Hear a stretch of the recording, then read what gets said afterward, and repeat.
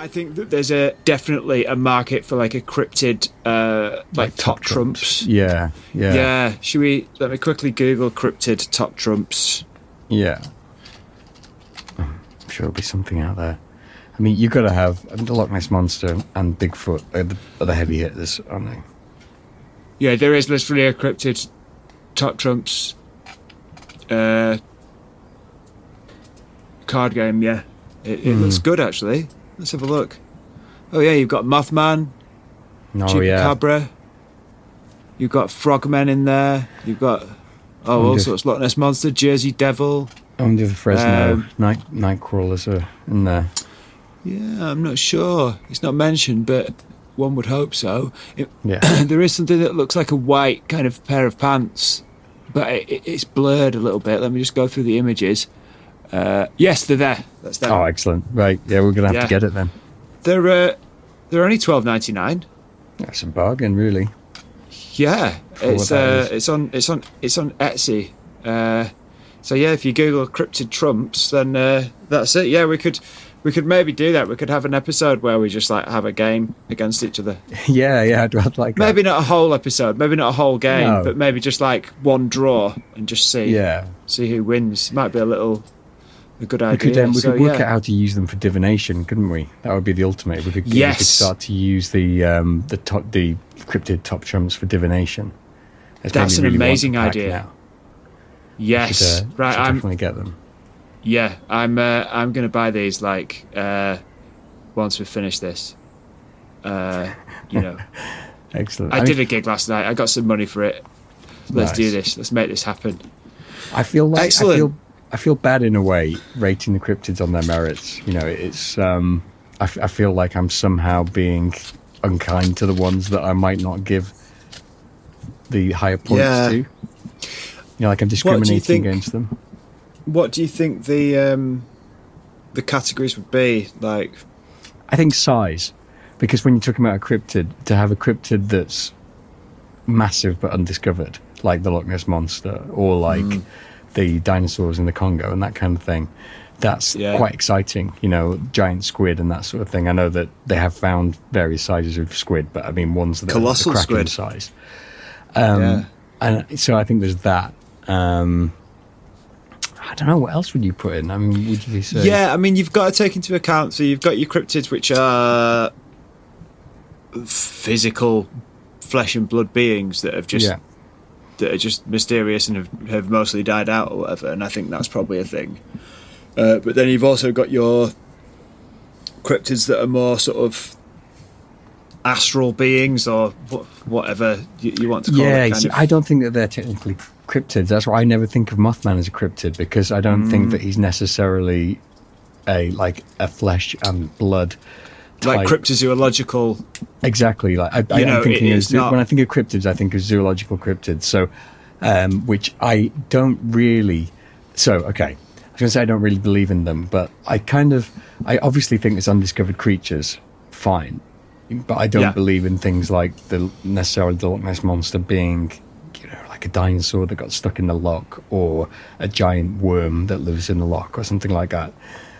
And I don't really think that Bigfoot is a giant primate that wanders the forests of America, or the Yeti in the Himalayas or whatever. I think that there would be more evidence of them, because even with the various sizes of squid that we've talked about, they found the carcasses of sperm whales washed up with huge sucker marks on them, saying that, well, there is the colossal squid, but there could be something bigger, or there could be specimens of that particular squid that are a lot bigger. Whereas you don't have any reliable accounts of actual. Well, no, you get accounts. You don't have any reliable evidence of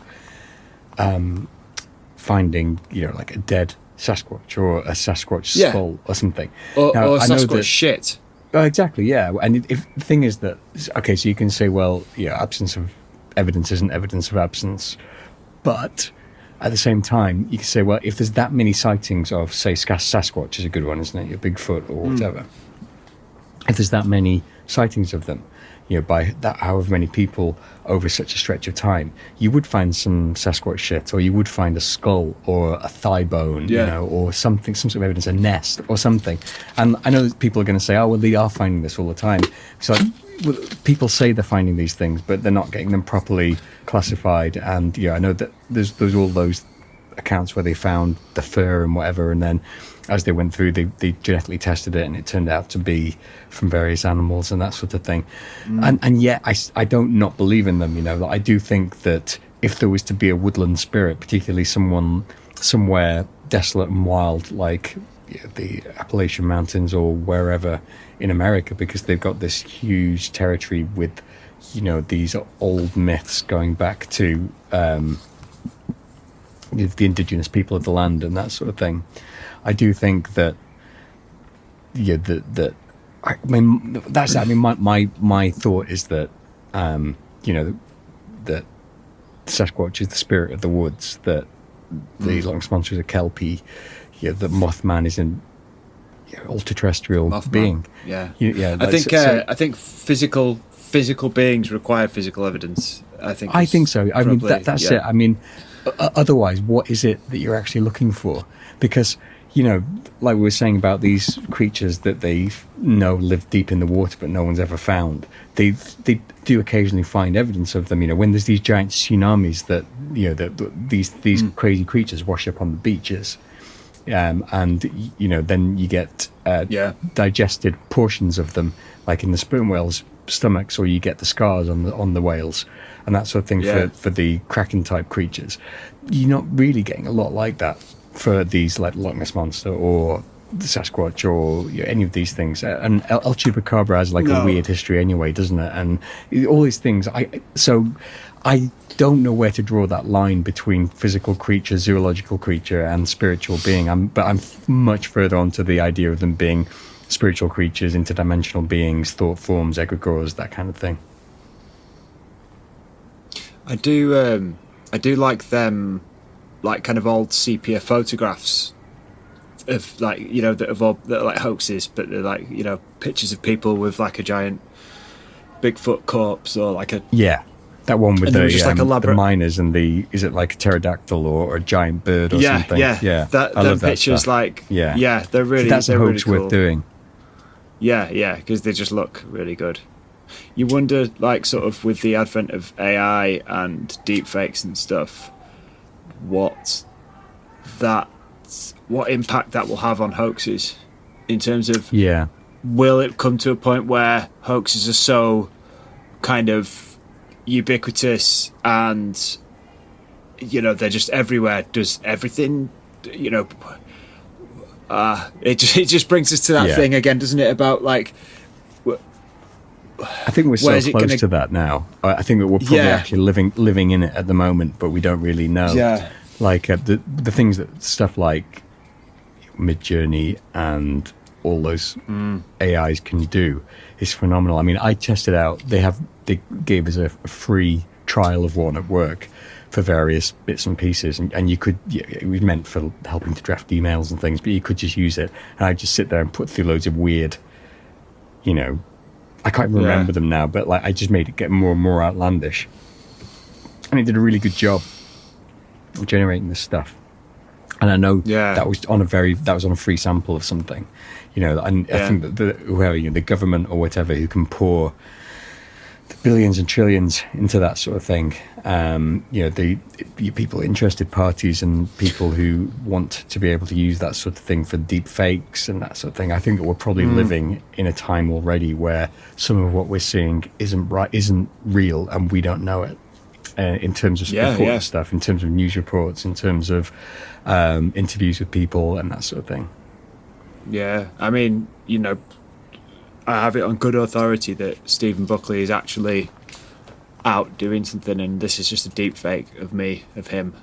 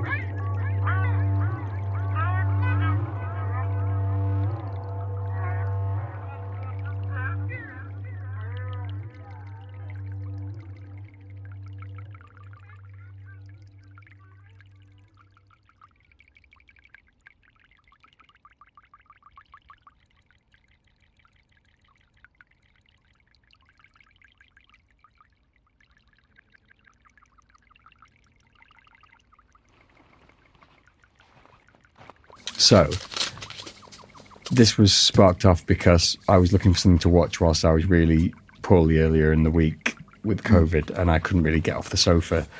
And I think Benny recommended All Watched Over by Machines of Loving Grace by Adam Curtis, I watched. I found loads of places where you can watch it free online, but it turns out it is on Prime for free as well. Which I was just, my brain was too fuddled to even look. But it's excellent, and it goes through system stabilization in sort of various ways, doesn't it? And it talks about cybernetics.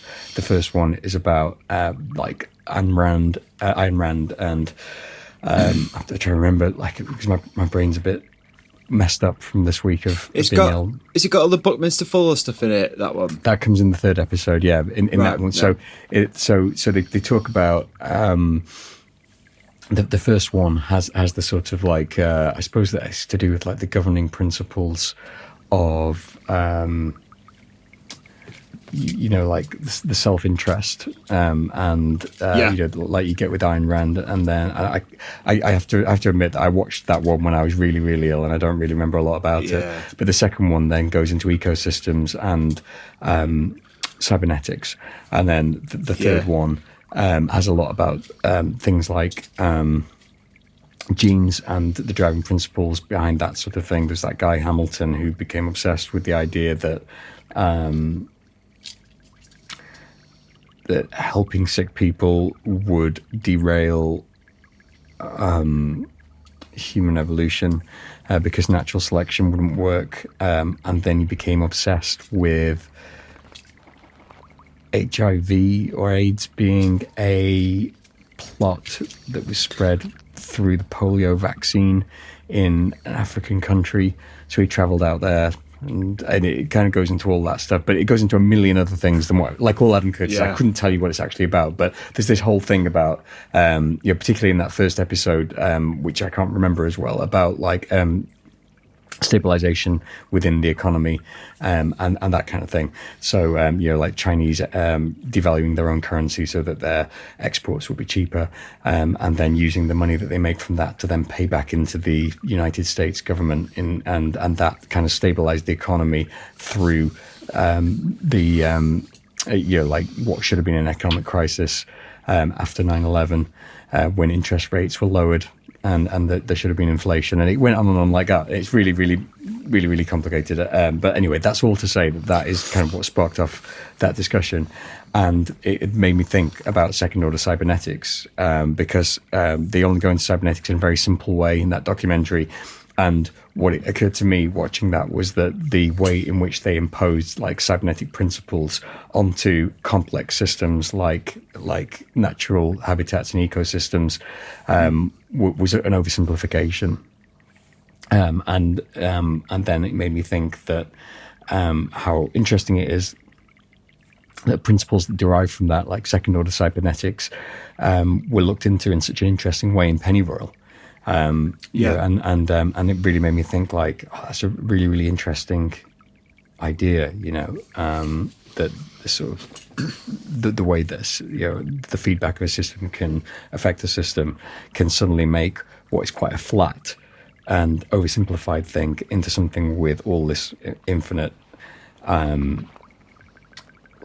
potential to be something else. Variables, and it makes it kind of more alive, doesn't it? Yeah, that's it. Because I felt like cybernetics, the way that it was describing it, which I know isn't the full story, the way that it was describing it in this documentary was quite a sort of like soulless way of describing things. Very mechanical. Didn't leave any space for like the soul or the spirit. It didn't even really leave enough space for chaos. Now, I know that they were dealing in times before proper computers and that kind of thing. But it made me start to think more about quantum physics, and I watched a few documentaries about that. But I think that the likelihood is that if some spooky, mysterious phenomena and that kind of thing do start to be explained this century, it's probably going to come through quantum physics. Yeah. I mean, it's almost there now, isn't it? Yeah, it's kind of there's a number of things that are the Eric Wargo stuff. Yeah, I call it the Eric Wargo stuff. Obviously, it's not just him, but kind of that area of thinking. And stuff like that. And I think I agree. That was what I first thought of when I, because it could explain a number of different things. And I think that's probably what it's going to be. Whether I like that or not, I don't know. I think I get annoyed when, like, there's a certain, because I've for various reasons, I mentioned it last time, I've got a subscription to Gaia at the moment. I've been watching some documentaries on there. There's got quite a lot of like good stuff, like the James Fox stuff on there, and it's got quite a lot of stuff that isn't very good. And it's got a lot of stuff that's crazy and rubbish. I started watching one the other day, and it started taking some principles of law, like actual like law, not like laws of nature or something, but as in the legal system, and completely misinterpreting them. And I was thinking, like, I can't take this documentary seriously anymore. If it's going to do that to law, then it's probably doing it to science, which I understand a lot less. But it's good that you're whilst you're ill, that you're watching light and comforting entertainment. But I needed stuff that would keep me distracted, because my brain really hurt, and I felt like I need something that's not just that if I put it on I'll basically ignore it. I couldn't do with background stuff. I know what you mean. You mean. It is there's different types of viewing, isn't there? Yeah, with that all watched over by Machines of Loving Grace, I watched it in maybe like 10-minute bits, because that was all my brain could take, but at the same time I needed the stimulation. Yeah, the Curtis stuff is quite cozy. Like there is something about it. Yeah, I can't explain why, but I think it's like I think I watched that one, Machines of Loving Grace. I think it was about 10 years ago when I watched it, so it's been a while since I've seen it. Yeah, but I get annoyed when these documentaries oversimplify things by saying, well, there is such thing as quantum entanglement, and there is such thing as, we think there's such thing as mind reading or ESP, and therefore ESP is like a direct product of like quantum entanglement or whatever. When you think like if there is anything to this, it's going to be a lot more complicated than just saying, well, this is a bit like that, and therefore these principles of quantum mechanics apply to this phenomenon. I think, because for one thing, I mean, the major thing that the major thing about quantum physics is that it doesn't work in the same way when it's scaled up, or things don't work under those systems when it's scaled up. When it's not quantum.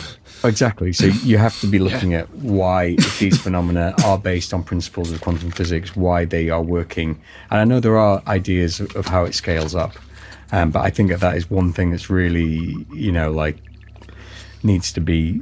It's not something that can be easily overcome. I don't think that you're going to get a direct equivalence there. No, I'd be completely happy if they started describing some of this stuff. I'd be completely happy if they found the Bigfoot was a primate and they found a new species of primate. I'd be overjoyed. I don't care how they explain it. Yeah. I mean, I don't have anything against science. As a thing, I just don't. There's always going to be another mystery, isn't there? There's always going to be something to like. One of the things that I thought of in response to that question was also like the kind of the mind control, psychic powers thing. Because it seems that was almost like pretty much on the edge of being validated anyway. But I think that it's almost like gone underground, hasn't it? And it's like it's gone back to being something which people don't take seriously. You're talking about like Project Stargate and... Yeah, stuff like that, like the remote viewing stuff. Like, there was a period where that was like on the cusp of the research. It was right on the edge of what... whether fringe science met the sort of consensus reality, and like exactly. I don't think we're going there now. I think it's because it's not. I don't know. It's not something which is. It's kind of not in our culture as much anymore. Do you know what I mean? It's not something that seems to be what people are talking about. Like, things are talked about now usually through like a sort of lens that's very military, very technology. I mean, the other thing is that the reason that it wouldn't be... I mean, I do think it does have military applications, and I think that if there is still anything going on with it, it's probably within the military, but I don't think it has any particular commercial applications, not reliable ones. And I think that's why it kind of dies a death, because our culture now doesn't have the space for something that isn't going to make money, that can't be sort of shoehorned into the capitalist model. You know, where so I think really that Uri Geller got in there where at the best time. Yeah. Well, I think coming out of the late 50s into the 60s, you know, when you had people who kind of came to power who had a slightly different view, you know, who had a view that was less capitalist, less commercial based, you know, that were a bit freer, and you had this idea of the betterment of mankind, and that's a lot of where our technologies came from, you know, like the roots of the internet and that kind of thing came from that generation. But then obviously, you know, the hippies who were hippies then became Silicon Valley people and just kind of came back to capitalism through the back door. And now I just don't think there's this sort of movement there is anymore. And you see it in everything, though. You see it in art, you know, because we talked a little bit to Arya about how there's this sort of how commercialism affects music. But one big way that I think is that people don't... I mean, in the old days, a lot of the bands that we love, you know, successful bands from the 60s or 70s, had a series of unsuccessful albums before they hit the big time, but the record companies believed in them and kept on investing money without any particularly big capital return. Now, you want a capital return from one song nowadays, you know. It has to be on the radio, it has to be shifting, you know, millions of downloads for it to even be considered for anything else. And I think the same with filmmaking. You know, that's why everything is franchises now. You know, there's, you don't have the people who are sort of just going along. But I don't have anything against, like... Go ahead. I was just going to say, it's similar with TV as well, like with the streaming model. It's like shows just get cancelled because they make more money off the first series of a show. Yeah. So, like, they know that people tune in to check out to see what it's about, but then once it gets to series 2, people will naturally have kind of fallen off in a lot of cases, and it might still have a decent viewership that a few years ago would have been considered good, but it's like they drop it and bring back another new show because the new people just want novelty.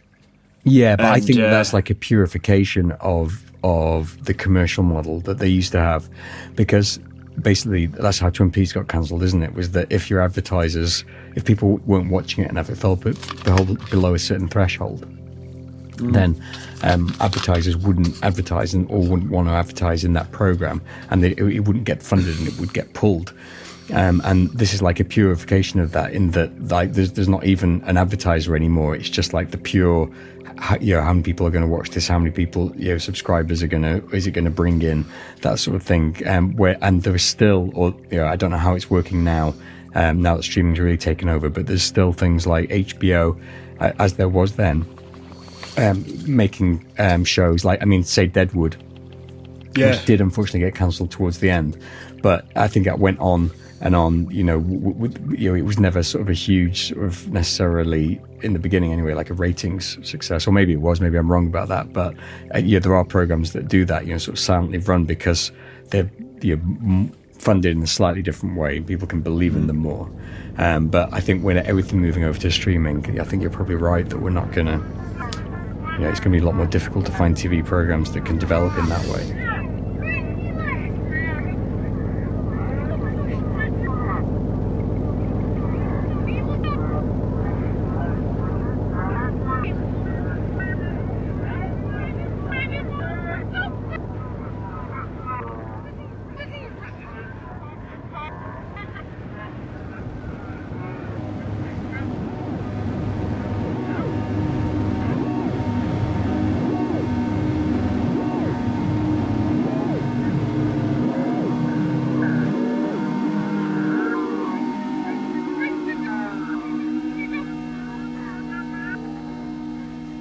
Have you ever done any hoaxes yourself?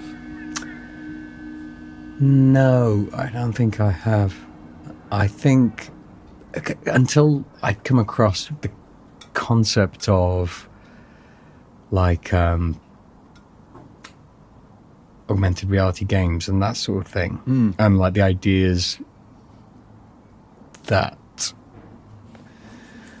Alan Greenfield talked to us about, I'd always been quite against hoaxes because I thought they were the enemy of, trying to find the truth, or the phenomenon or whatever. I hadn't even considered what Greenfield told us about people like Gray Barker and, this idea that you can actually start to get phenomenon actually going by, that there are no hoaxes, basically, is what he said, isn't it? That's what he said. Yeah. What about you? I've done a couple of hoaxes. Yeah. Done a few hoaxes. They're all quite similar hoaxes. There's a series of albums that I released under different names. The first one was Stefano Leproto, who was ostensibly an Italian film composer from the late 70s, early 80s. And I did a bunch of music, and then this guy I know, Joe McLaren, who runs a label based in Preston called Concrete Tapes, he kind of came up with the story, and we got this old photograph of a guy that looked a bit Italian, and we just made up this fake guy and released it, and it was just a bit of a joke, really. It was kind of a bit tongue-in-cheek, and we didn't sort of reveal that it was me.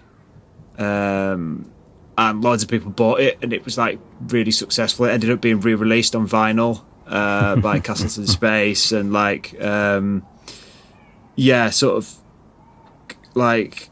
some of my favourite musicians bought it, and I don't know if they knew it was real or not, but it was fun to do it.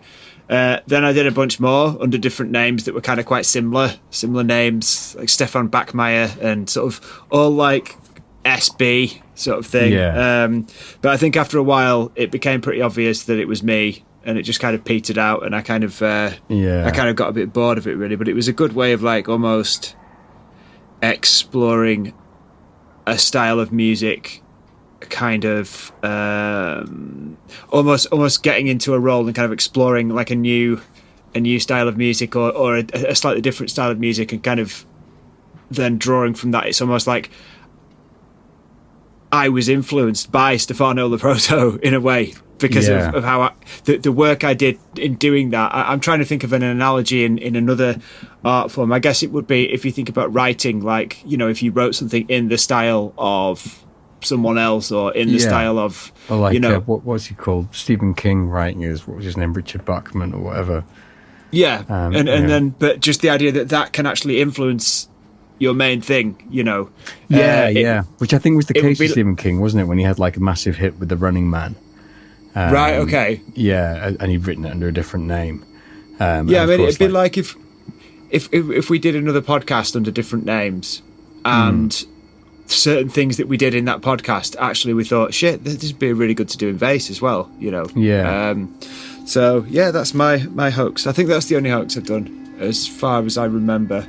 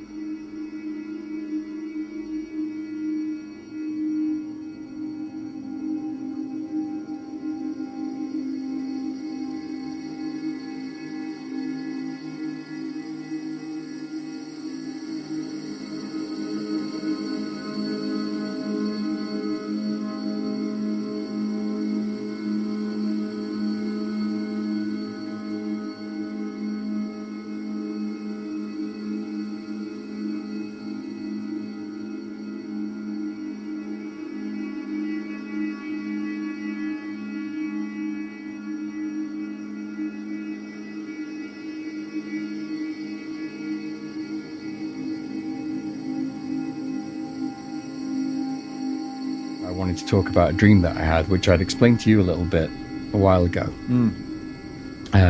which is maybe like 2 months ago, maybe 2 months ago, just. Okay. I had a dream. I was going through like quite a difficult time then, and I had a dream about when I was at the Mark Vincent course back in 2022. I met a tarot card reader who was also doing the course, and I talked to them a little bit after the course had finished. A few of us went to the pub, including Mark Vincent, and we all just had a chat about magic, and I recommended the tarot card reader try out SideVayse, of course, which I was reading at the time, and they were telling me about how they'd created a deck of their own, which they'd it sounded like they channeled it a little bit, but we can talk about this at a later date, because the reason I'm talking about this is that then I hadn't spoken to her for, I don't know, like a few of us stayed in touch by email after the Mark Vincent course, but it must have been a year and a half since I'd last spoken to her. And then all of a sudden, when I was sort of really in a really bad place, I had a dream one night that I went to her for a tarot reading.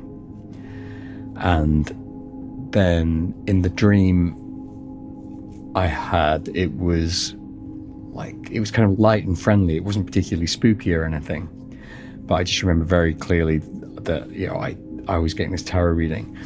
So I woke up the next day, and then I contacted her by, I think just like through Instagram, and said, you know, I've just had this weird dream that I got a tarot reading off you. Can I book in for a tarot reading? So I did, and I had a reading with her maybe 2 weeks later, where I asked her some questions about some of the problems that were sort of getting me down at the time.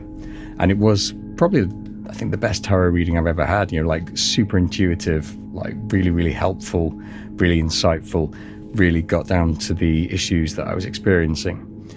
So at the end of the call with her, I asked if she'd like to come on Vayse as a guest. And she said yes, so we're interviewing her actually next week. So I'm just giving a bit of background for that, so that when people hear our interview with her, then they'll kind of like understand where that's kind of come from. Yeah, good stuff. I'm looking forward to that. I've got a few questions that I've kind of been putting together for her regarding the tarot. It's weird. I don't know. I don't often get dreams that are like as implicitly kind of instructional as that. Yeah, because I would have felt stupid if I'd have had that dream but then not asked her for a reading, if you see what I mean. It would have felt like a kind of waste of, you know, it seemed like it was too on the nose that I should do that. Yeah, it's pretty, that one's pretty clear, isn't it? Yeah, and it's not often that I get dreams that are that you're fully formed in that way. You know, usually if I'm trying to get a message out of my dreams, I have to analyze them a bit more deeply and sort of like, you know, like, what does this mean, you know, figuratively? Whereas that was just like a simple, you know, go and get a tarot reading. You need to do this. Yeah, exactly. Yeah. And for me, that's quite rare. I don't know if other people get that quite a lot, or whether that's just, you know, well, yeah, no, everyone's dreams are so radically different. Yeah, I've had a few that have been like really obvious, but most of them are just absolute nonsense.